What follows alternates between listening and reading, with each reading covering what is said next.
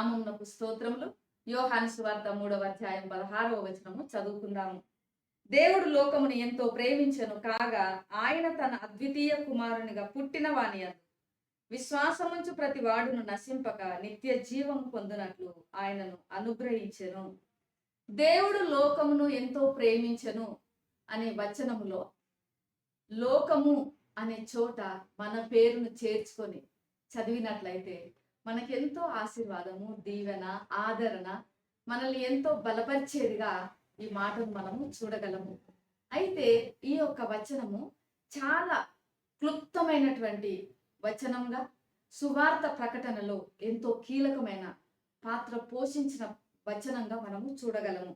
ఈ వచనము చాలా శక్తివంతమైనటువంటి సువార్త ప్రకటనగా చాలా కాలంగా మరి వాడబడుతున్నటువంటి విధానాన్ని మనము చూడగలము. పరిశుద్ధ గ్రంథంలో 31,102 వచనాలు ఉన్నప్పటికీ అత్యంత ప్రజాదరణ, అత్యంత మరి శక్తివంతంగా వాడబడినటువంటి వచనంగా ఈ వచనము ఉండొచ్చు.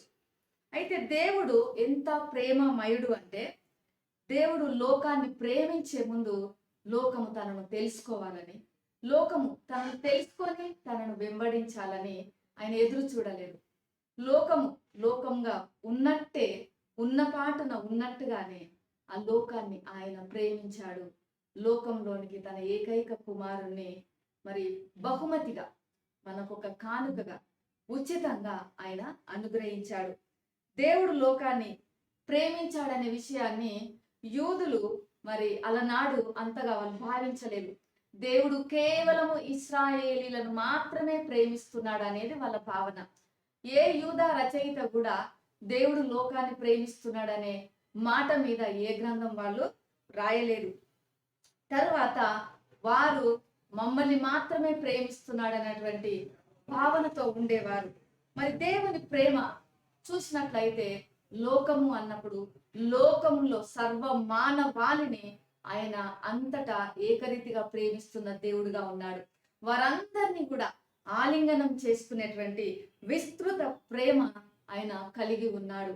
మరి నశింపక అంటే పాప పంకిలములో లేదా పాప పంకిలమైన మానవాళిని, పతనావస్థలో ఉన్నటువంటి మానవాళి నశించిపోకుండా, నిత్య నరకానికి పోకుండా వారందరినీ కూడా నిత్య జీవానికి నడిపించుటకు ఒక మంచి బహుమతిగా యేసు ప్రభువుల వారిని, తన ఏకైక కుమారుడైన ఆయనను మన కొరకు ఈ లోకానికి పంపించాడు.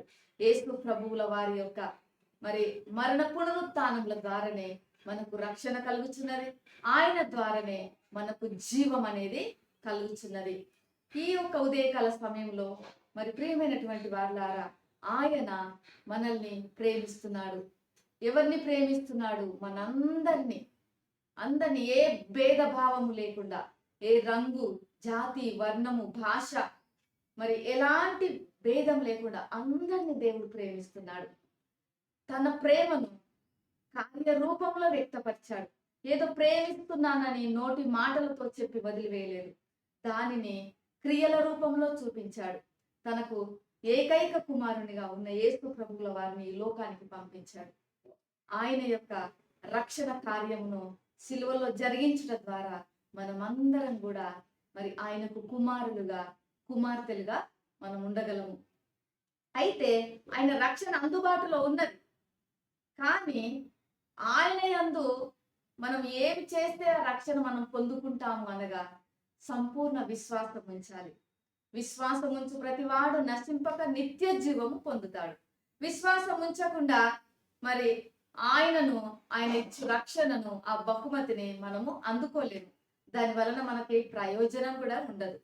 విశ్వాసం అనగా ఆయన యందు సంపూర్ణ నమ్మకం ఉంచుట, ఆయన మీద ఆనుకొనుట, ఆయనను మనము హత్తుకొనుట. మరి ఆ విశ్వాసం ఉంచినప్పుడు మనము నిత్యనాశనానికి వెళ్లకుండా మనల్ని నిత్య జీవం వైపు నడిపిస్తాడు. దేవుని యొక్క ఈ నిత్య జీవం అనేది దేవుని యొక్క ప్రేమ కాలాన్ని అది వర్ణిస్తున్నది.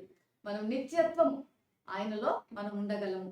ఇందులో మరి 7 ప్రధానమైనటువంటి అద్భుతమైన విషయాలు మనం చూడగలము ఈ వచనంలో. దేవుడు అనగా ఆయన సర్వాధికారి. లోకమును ప్రేమించాడు అనగా అది ఆయన యొక్క బలమైన ఉద్దేశం. తన అద్వితీయ కుమారుడు అనగా ఆయనను మనకు బహుమతిగా అనుగ్రహించాడు. విశ్వాసం ఉంచు అనగా అది దైవికమైనటువంటి, మరి మనం సులభంగా నిత్య శిక్షను తప్పించుకొనుటకు సులభంగా మనం విశ్వాసం ఉంచటం. ప్రతి వాడు అన్నప్పుడు ఇది అందరికీ, విశ్వవ్యాప్తంగా అందరికీ కూడా ఆహ్వానం. నశింపక అనగా నశించిపోవటం అనేది దేవుని యొక్క ఉద్దేశం కాదు. అది దైవిక విమోచనలో మరి ఆయన ఉన్నటువంటి ప్రణాళిక. అందుకే మనం నశించిపోవటము ఆయనకి ఇష్టం లేదు. నిత్య జీవం అన్నప్పుడు దేవుడు మనకు వెలకట్టలేని స్వాస్థ్యాన్ని అనుగ్రహిస్తున్నాడు. దేవుని ప్రేమలో పరిమితులు లేవు. ఆయన యొక్క ప్రేమ సర్వ మానవాళికి చెందినది. మరి ఈ నిత్య జీవం వైపు నడిపించుటకు, మనల్ని నిత్యత్వంలో జీవింపజేయుటకు, ఆయన కుమారులుగా మనము జీవించటానికి అధికారము ఇచ్చుటకు ఆయన తన ఏకైక కుమారుని ఈ లోకానికి పంపించాడు. మరి ఆయన రక్షణ అందుబాటులో ఉంది, ఆయన ప్రేమ అందుబాటులో ఉన్నది. మనం చేయవలసింది కేవలము విశ్వాసం ఉంచటము, అది మనము పొందుకోవటము. మరి అట్టి విశ్వాసము మీకు దేవుడు అనుగ్రహించునుగాక, నిత్య జీవమును మీరు పొందుకొందురుగాక. ప్రేమ నమ్మకం కలిగిన పరలోకపు తండ్రి, పరిశుద్ధుడానికి వందనాలు చెల్లిస్తున్నాను. ఈ ఉదయకాల సమయంలో నాయన వీడియో వీక్షిస్తున్న బిడ్డలందరితో మీరు మాట్లాడినందుకు వందనాలు. ఉచితమైన బహుమానంగా మీరు మాకు అనుగ్రహించబడినందుకు నీకు వందనాలు యేసయ్య. ఉచితమైన రక్షణను మాకు ఇచ్చినందుకు నీకు వందనాలు. ఈ యొక్క ఉదయకాల సమయంలో మా అందరినీ కూడా మీరు దీవించమని యేసు నామములో ప్రార్థిస్తున్నాము తండ్రి, ఆమేన్. దేవుడు మిమ్మల్ని దీవించుగాక.